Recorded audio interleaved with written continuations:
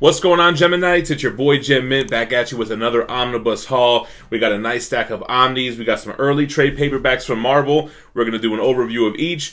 And as always, this is not a review of the actual stories. This is just an overview of the books, the construction, the quality, and what they contain. Before we get started, make sure to check out our sponsor, cheapgraphicnovels.com. If you're looking to purchase any of these types of books, they sell them up to 50% off cover price. They have great packaging, super fast shipping with great customer service. They also have a bargain bin where you can get books up to 90% off the cover price. Plus, if it's your first time ordering, mention Mint Collectibles in the memo at checkout, and your next order will have free shipping if you're in the United States. Also, we're 1,000 subscribers away from our goal of 95,000. Once we hit 95K, we are going to do a drawing for this Thanos 1/3 scale bust by Sideshow Collectibles. Stay tuned to the end of the video. I'll give you some more details on how you can enter. Alright, so let's go over all the trades at once. First of all, a lot of people have been asking me during my new comic book day reviews, when is Thor by Donny Cates getting a trade paperback? Well, here it is. This has a release date of November 4th, so we got a little bit of an early look at it. It does contain the first 6 issues of this epic run. Specifically, these 6 issues are on a large, epic scale. Thor vs. Galactus, the Black Winter, what's going on with his hammer. All of that is in here. This has a cover price of $17.99. Next up, we have Empyre X-Men. So these are the X-Men tie-ins for the Empyre event, and we'll talk more about Empyre later in this haul. This also has a release date of November 4th with a cover price of $17.99. Collects the 4-issue miniseries, which is the strongest miniseries. The strongest thing to come out of Empyre was the X-Men run. So if you're interested in that, the trade's coming out. Next up, we have 2 Star Wars trade paperbacks. The Star Wars trade paperback comes out November 11th, and the Darth Vader comes out November 25th. If you haven't been reading these in single issues, they are must-have for Star Wars fans. I've been covering these in single issues during the new comic book day reviews. Destiny's Path is Volume 1 for Star Wars, which collects the first 6-issue arc with a $17.99 cover price. Basically, this is what happens between the events of episode 5 and 6. Yeah, after Empire Strikes Back and before Return of the Jedi. This is a great run, but this one is even better. This is Darth Vader's failure after A New Hope. So what happens between him and Emperor Palpatine? What happens with him and Padme? We don't really see in the movies how he feels after becoming Darth Vader and losing Padme and all of that. Great stuff in here. This collects the 5-issue arc, 1 through 5, and has a $15.99 cover price. And lastly, I mentioned Empyre. This one has a release date. Oh, you know what? I think this is actually October 28th. This one comes out before all of these. A pretty thick trade paperback because this collects the 6-issue series plus the 2 zero issues. Empyre Avengers and Empyre Fantastic Four. This is by Dan Slott and Al Ewing. I wasn't a fan of this event, but don't take my word for it. If you were trade waiting, the trade's coming out. Pick it up for yourself and determine what you think. It has a $39.99 cover price. Let's flip through all of these books real quick and see what the artwork looks like. Alright, so actually, let's start with Empyre because this comes out first on October 28th. That's next week at the time that I'm filming this. So the Avengers Fantastic Four crossover event, like I said, Al Ewing and Dan Slott with art by Valerio Schetti and Marte Garcia. Pretty thick trade paperback. It does collect 8 issues of this event. And like I said, with that $40 cover price. So I really kind of like the premise of this, and I like the 2 zero issues. Kind of the end of the Kree Skrull War, the first time they're having an alliance. These bred child warriors that kind of get adopted by the Fantastic Four. And then we have this Kotati plant race-like people who are trying to basically take over the world. So that's your premise on Empyre. Looks like it does have a lot of the variants in the back here as well. So you do get some bonus material, some sketches, and whatnot. And then Thor. Like I said, man, a lot of you guys were asking when this comes out in trade, so it is coming out November 4th. Definitely a must-read by Donny Cates. Great artwork, great storytelling, interesting concepts, big, explosive exciting stuff going on in here. Better Ray Bill versus Thor. Galactus stuff is great. Just every little thing here. The interaction with Tony Stark, Silver Surfer Black. And it doesn't have any bonuses here, so you're just getting the 6-issue arc, which is well worth it.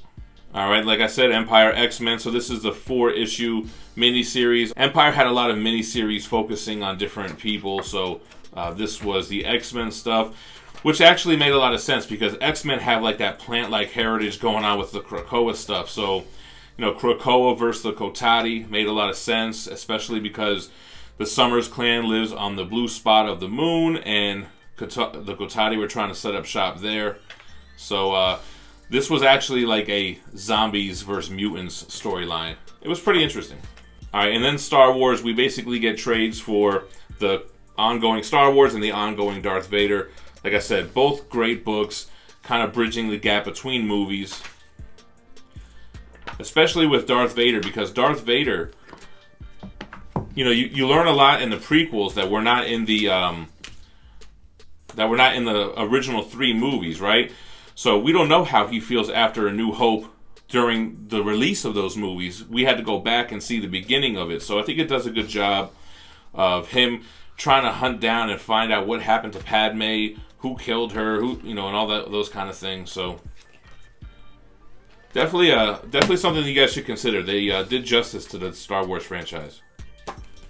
Alright guys, next up we have the IDW Teenage Mutant Ninja Turtles Deluxe Edition Volume 11.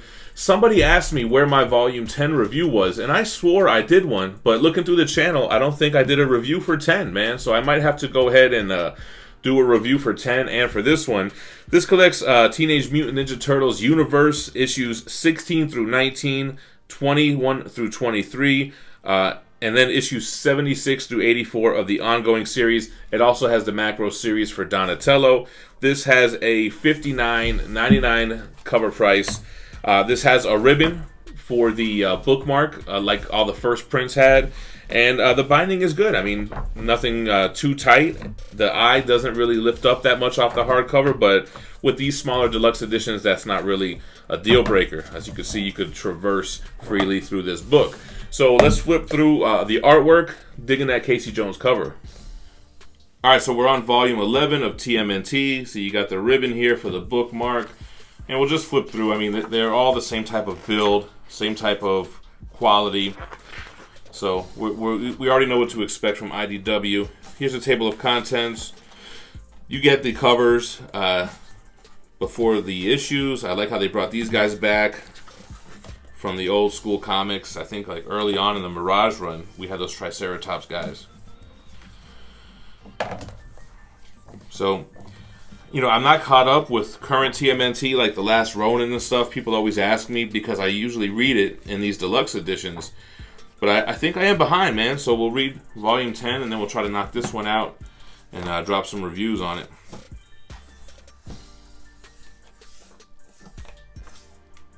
No bonus material, just the issues that I mentioned. Alright guys, so this Savage Sword of Conan Omnibus Volume 3 has been out for a little while now. Somebody pointed out, looking at my background, that I was missing this volume. And I think at the time, I was like, I'm not going to buy any more Conan Omnibus. But, you know, I was just clicking around one day and I was like, man, at 50% off, you can't really beat that. You know, this has a $125 cover price. So when you could buy it at half off, I think it's a deal in itself. And it contains classic material. This contains the Savage Sword of Conan 29 through 44 and Marvel Comics Super Special 9. This, I believe, is the direct market variant, which has the old school cover here. They have what's collected on the back. All of the Conan Omnibus are uniform in the sense of its hardcover design. And as I was flipping through this, it also has pretty good binding. I mean, it's not too tight. It doesn't have a lot of give on the ribbon or on the spine.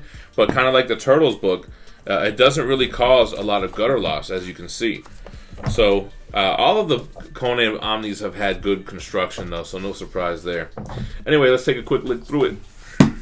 I am digging this cover of Conan, man. I like that painted kind of look. Bloody axes. Looks cool, man. So here's the dust jacket, the original Marvel years for the Savage Sword of Conan, Volume 3. You have creators like Roy Thomas, John Buscema, Sal Buscema, and Ernie Chan. all of the covers on the back. This is the magazine style Conan book that was published by Marvel. So you're going to get a lot of black and white magazine comics in here. Great title page here. So little table of contents, some credit to the creative team. Introduction by Roy Thomas. He loves his long introductions. The magazine covers look great though, man. And the art looks great too, man. Highly detailed. You know, a lot of people will scoff at the black and white, but it's highly detailed stuff, man. You're talking about Bronze Age Conan Marvel issues here.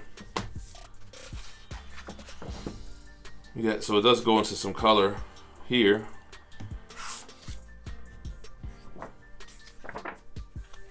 It gives you the year at the top. That's cool. So late 70s.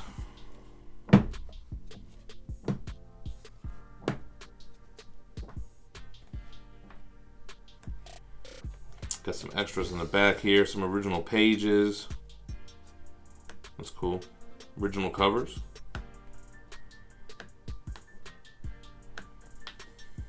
And a house ad.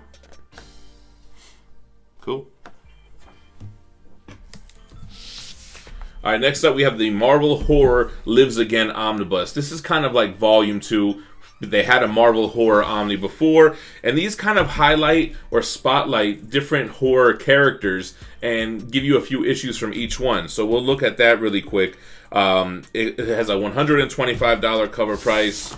This was also the direct market variant because this was the regular cover, which is an In-Hyuk Lee cover, which is amazing. And then the back has the direct market variant. So real quick, we'll take a look at the binding. See what I'm talking about? This one, the spine lifts up more. You have an eye between the ribbon and the hardcover, and that makes for a really good reading experience where there isn't any gutter loss. It pretty much lays flat throughout. So just to give you an idea of what this collects, this focuses on Blade, Wendigo, Satana, Hodiah Twist, Lilith, John Kowalski, Ulysses Bloodstone, Amphibian, and that's it. So for an example, it collects Blade's first appearance in Tomb of Dracula 10, then it has Fear 24, Vampire Tales 8 and 9, Marvel Preview 3, and Marvel Preview 8. We'll look at this more on the overhead. I kind of showed the cover a little bit here. Here's the back. I like how the back looks. They did a good job on the artwork here. But the Marvel Horror Lives Again Omnibus. You have the graphics on the hardcover, so if you miss one of the covers, you kind of get the artwork on both anyway. And let's jump into it. Here's the creators. Here's kind of a table of contents. Like I said, it's character driven the way they do these books. So you're basically getting stuff on Blade, stuff on Wendigo. So that's why I didn't really go over every issue that's collected. But you can see on the table of contents what it collects. It's like 70s stuff, Bronze Age. Here's the first appearance of Blade. And then you get some Marvel Preview Blade issues, magazine style, that are black and white, similar to Conan. Then, of course, with Wendigo, what are you going to get? Hulk 180? Is it Hulk 180 and 181? Yeah, 180 and 181. So, Wendigo versus Wolverine in his first full appearance. Well, and first cameo, actually. So, just some more classic kind of character-themed issues here, just in time for Halloween. If you're into this kind of stuff, these type of supernatural characters from this day and age, you got a nice collected edition here for you. Man-Thing.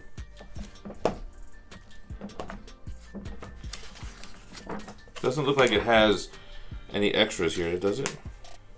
Oh yeah, it does. Okay, some strange tales it throws in. No, really no bonus material. Alright guys, and then the last book of the haul, the War of the Realms Omnibus. This is the big Jason Aaron event that took place towards the end of his Thor run. I haven't read this in single issues because I jumped on to single issues again right at the end of Jason Aaron's run where he did the King Thor miniseries. So I think I read some of the tie-ins. There were some Venom tie-ins. I believe this is the direct market variant. I didn't like how the other cover had like these two big red kind of bars at the bottom and top. I like the full art on the dust jacket. And speaking of dust jacket, man, they kind of messed me up here, man. Like the factory didn't really center it well, so I have a little bit of damage there. But anyway, this is one of the largest omnibus out there, and it collects every tie-in. It collects the 6-issue series for War of the Realms, $125 cover price. And let's take a look at the binding on this guy. So it's weird how all the books are kind of different, right? This one also doesn't have a lot of give to it, but the pages still do lay pretty flat. So they have found a technique on how to avoid the gutter loss, avoid losing art and dialogue in the center of the book. But once you get towards the end or the beginning, it gets a little challenging. So you kind of have to hold it a little bit, right? Read it like this until you kind of get enough weight, and then you can lay flat. But it does lay flat. Let's take a look at it.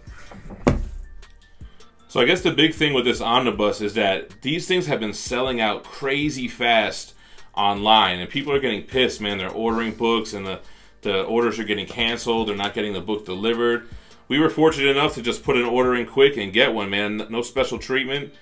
Just got lucky. Here's all of the issues it collects. See, I definitely have that Venom 13 through 15, Thor 8 through 16. That's from the Jason Aaron run. And just a ton of tie-ins with this War of the Realms storyline.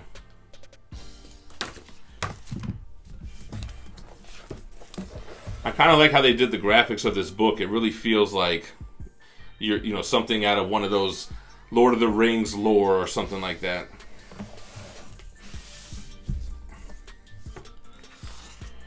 All right, let's look through the War of the Realms. Here's your table of contents.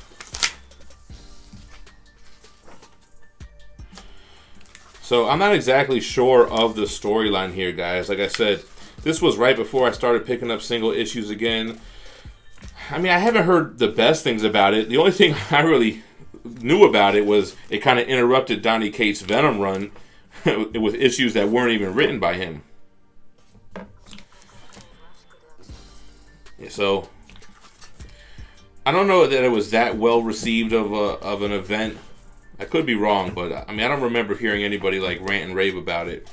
I think the omnibus has become more popular than the actual run, just due to the scarcity of it and people not able to get theirs.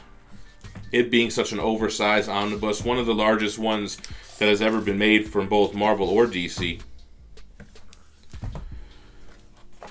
There's tie-ins like Unbeatable Squirrel Girl, which I know I could definitely pass on. And let's see, do we have any extras or anything? It's not looking like it. Maybe some, oh yeah, some variant covers. So that's cool. Some sketches, that's the Venom. It's getting cold outside, guys. Make sure you check our Teespring link in the description below. We have all types of hoodies in different colors and different designs. You can take a look, and we have the Geminites hoodie. We have the King Gempire hoodie. We have the Death Row Records homage, the Cash Money Records homage. We even have the Bone Thugs and Harmony homage. You can get the Approved by GemMint Authority, the Teenage Mutant Ninja Turtles swipe, and I just recently included the 2 old school logo designs. Again, you can click on these hoodies. They're not just in black. They have all different colors, all different sizes, and Teespring will ship worldwide. Alright guys, in order to be eligible for the giveaway, you have to be a subscriber to the channel. So go ahead and hit the notification bell, hit the like button on this video, and most importantly, drop a comment below. Once we hit 95,000 subscribers, I'm going to pick a random video where I promoted this giveaway and use a random YouTube comment generator to draw a winner. You could be any age, any location. We will ship this worldwide, so go ahead and comment down below to enter.